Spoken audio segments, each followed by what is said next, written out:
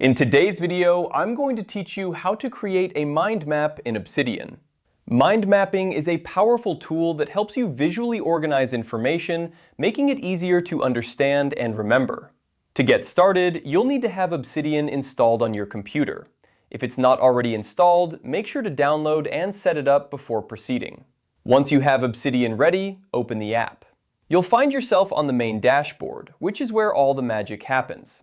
On the left-hand menu bar, look for the option that says Create New Canvas and click on it. This is where you'll begin crafting your mind map. Now, with your new canvas open, you can start adding your notes or templates. You can also create separate nodes for the canvas. Think of nodes as individual points of information that you want to map out. As you add these nodes, they represent different ideas or pieces of data that are related to your main topic. After adding your nodes, the next step is to connect them. This is done by using the arrows on the side of each node to draw lines between them. These connections represent the relationships between different ideas, helping you see how everything fits together.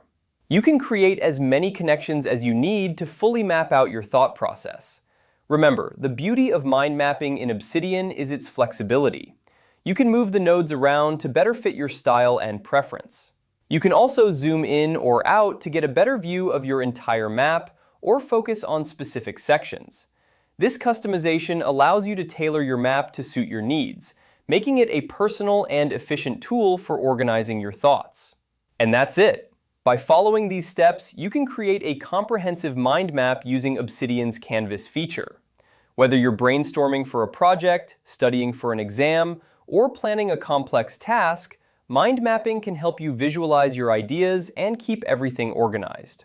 Now go ahead and give it a try, and see how it transforms the way you think and plan.